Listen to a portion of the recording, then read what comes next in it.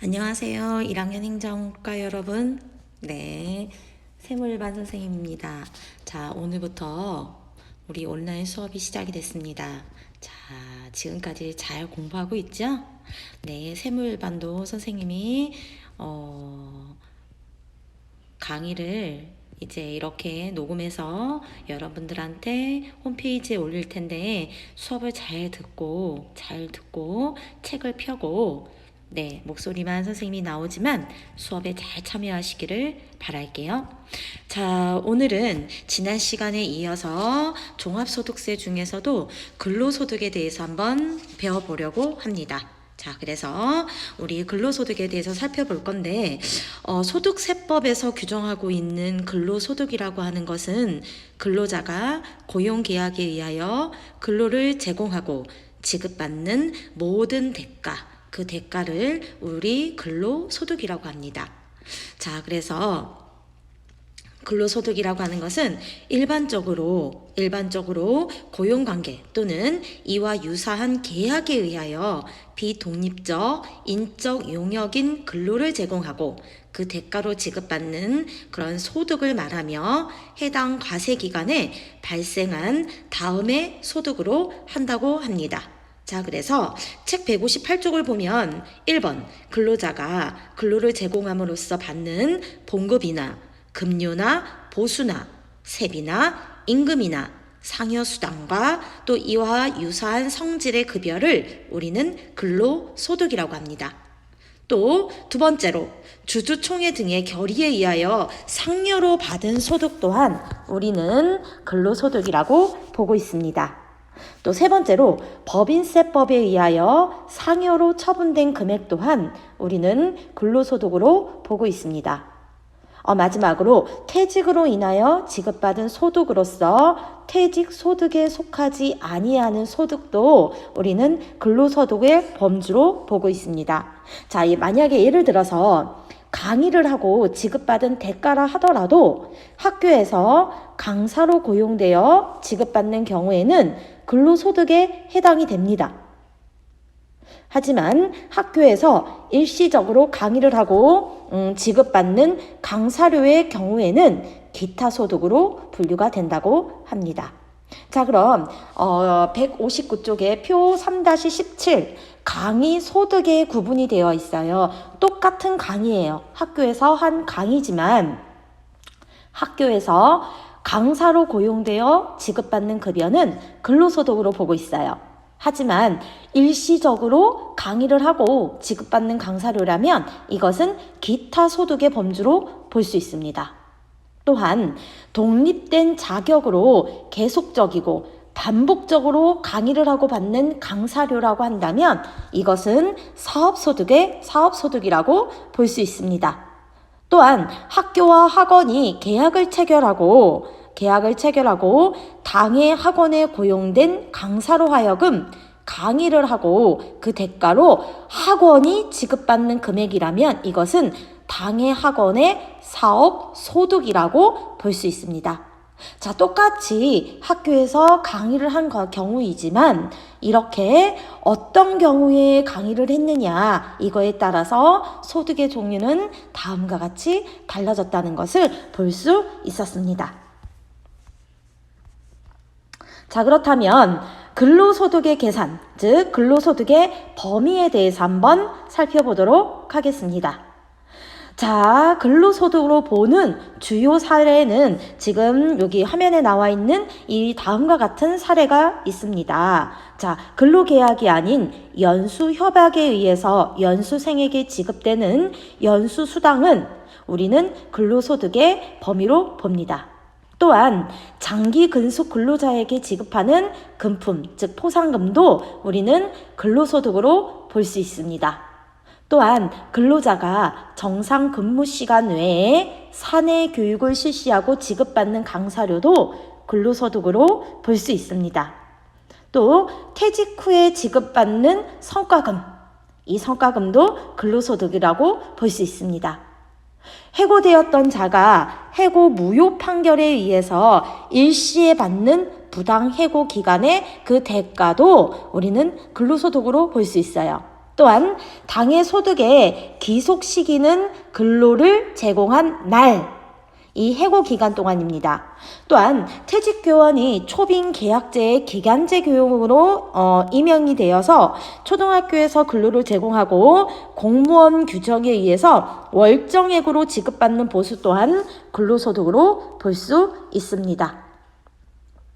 또한 사회이사가 고용관계나 이와 유사한 계약에 의하여 독립적인 자격 없이 직무를 수행하고 지급받는 월정액 급여 및 이사회 참석 시 별도로 지급받는 수당도 근로소득으로 볼 수 있습니다. 또한 일정 기간 동안 회사에 근무하기로 근로계약을 체결하고 당해 계약에 따라 지급받는 그런 사이닝 보너스 또한 우리는 근로소득으로 볼 수 있습니다. 또한 사립유치원 및 보육시설, 이 보육시설이 해당 유치원에 또한 이 유치원 및 보육시설이 해당 유치원의 원장 및 보육시설의 장에게 지급받는 급여 역시 우리는 근로소득의 범위로 볼 수가 있습니다. 자, 그러면 이 근로소득의 계산 중에서 그렇다면 그 다음으로 살펴볼 것은 비과세 소득의 범위예요. 자, 근로소득 중 다음의 소득에 대해서는 근로소득세, 그런 근로소득세라는 세금을 과세하지 않는데요. 자, 어떤 경우에 비과세 소득의 범위인지 한번 살펴보도록 할게요. 자, 화면을 보니까 일숙직비라고 나왔어요. 이거는 회사 직업 규정에 의하여 지급하는 실비 변상 정도의 금액인 이 일비나 숙직비는 비과세 소득의 범위에 들어가는 거예요. 자, 그 다음에 식대예요. 식대. 월 10만 원 이내의 식대도 비과세 소득의 범위에 들어갑니다. 여기서 비과세라고 하는 것은 세금을 부과하지 않는다는 뜻이죠. 자, 그 다음에 4대 보험 회사 부담금, 좀 4대 보험이라고 하는 것은 국민건강보험, 고용보험, 국민연금, 공무원연금, 노인 장기 요양보험료 등 법령에 의해 회사가 부담하는 금액은 이것은 비과세 소득입니다. 또한 자가운전 보조금이에요. 즉 본인의 차량을 회사 업무에 이용하고 실제 여비를 받는 대신에 지급받는 월 20만 원 이내의 자가운전 보조금, 이거 역시 비과세 소득의 범위에 들어갑니다. 또한 여비가 있어요. 즉 회사 지급 규정에 의해 지급하는 실비 변상 정도의 금액인 이 여비도 비과세 소득에 들어갑니다. 또한 자녀 보육수당이에요. 근로자 또는 배우자의 자녀 출산이나 6세 이하 자녀 보육과 관련하여 받는 급여로서 월 10만 원 이내의 금액인 이 자녀 보육수당 역시 비과세 소득의 범위에 들어갑니다. 또한 고용보험공단에서 지급하는 육아휴직급여, 산전 후 휴가급여, 공무원의 육아휴직수당 등 육아기 근로시간 단축급여와 같은 이런 육아휴직수당 역시 비과세 소득의 범위에 포함이 됩니다. 또한 고용법에 따라 받는 이 실업급여 역시 비과세 소득의 범위에 포함이 되게 되어 있습니다. 또한 자녀학자금을 회사에서 지원한 금액은 근로소득 과세 대상이며 근로자 본인의 학자금 지원액은 요건을 충족하는 경우에 비과세 소득으로 범위로 볼 수 있어요. 또한 대학생이 근로의 대가로 지급받는 장학금인 이 근로장학금 역시 비과세 소득의 범위에 들어가게 됩니다. 또한 교원 및 연구활동 종사자가 받는 월 20만 원 이내의 금액인 이 연구활동비 역시 비과세 소득의 범위에 들어갑니다. 또한 공장이나 광산 등 생산직에 종사하며 월정액 급여 150만 원 이하로서 직전 과세기간 총 급여액이 2,500만 원 이하인 근로자가 받는 야간 근무수당 등과 같은 이 생산직 근로자 야간 근무수당 역시 비과세 소득의 범위에 들어가게 됩니다.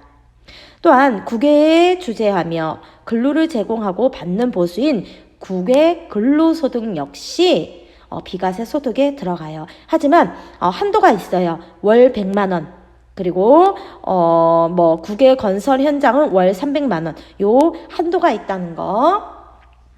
또한 국가 또는 지방자치단체가 지급하는 다음의 금액인 즉 보육교사의 처우 개선을 위하여 지급하는 근무환경 개선비나 또한 사립유치원 교사의 인건비 그리고 전공의에게 지급하는 수련 보조수당과 같은 이런 처우 개선비 역시 비과세 소득의 범위에 들어갑니다. 또한 기자의 취재 수당 중 월 20만 원 이내의 금액인 이 취재 수당 역시 비과세 소득의 범위에 들어갑니다.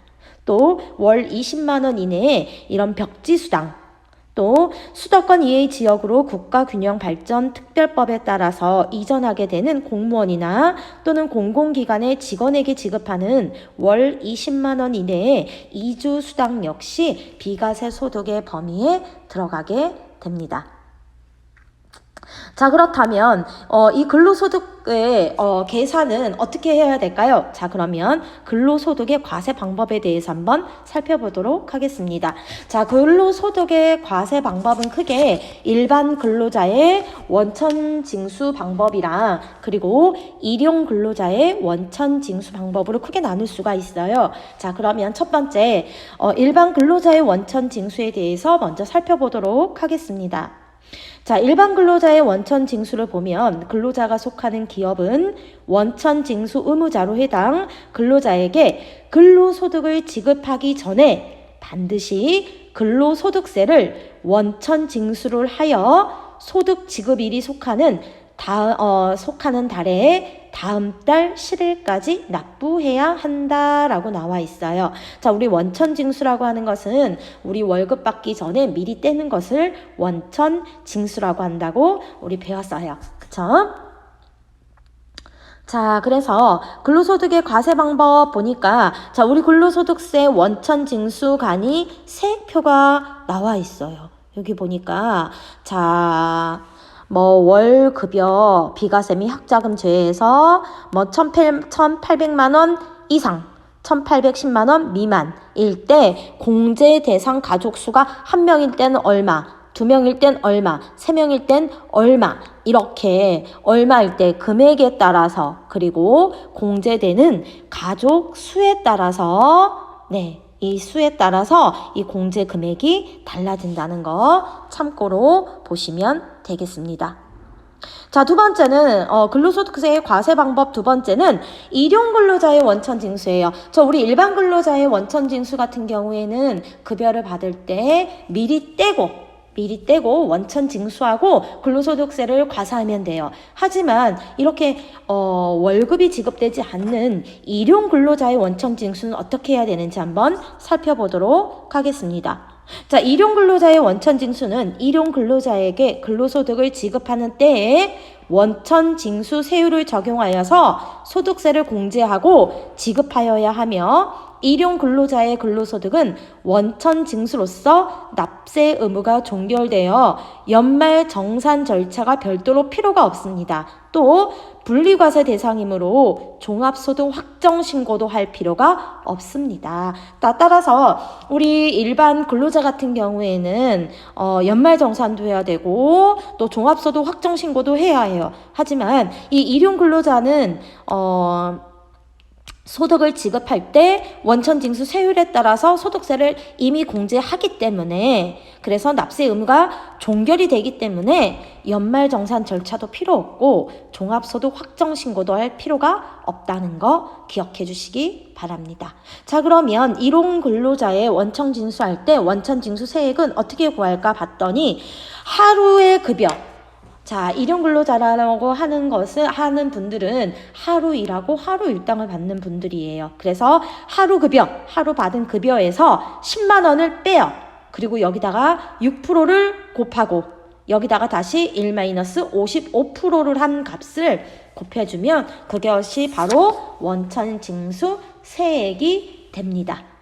자, 그래서 어떻게 이렇게 되는지 요거까지 같이 알아두시면 되겠습니다. 자, 그래서 오늘은 선생님이 많이 하지는 않았고요. 오늘은 근로소득에 대해서, 근로소득의 계산에 대해서, 그래서 근로소득이 뭔지, 근로소득의 범위는 어떻게 되는지, 또 근로소득 중에서 과세를 하지 않는 비과세 소득의 범위에 대해서 살펴봤고요. 그 다음에 마지막으로 근로소득의 과세 방법인 일반 근로자의 원천 징수와 그리고 일용 근로자의 원천 징수에 대하여 살펴보았습니다.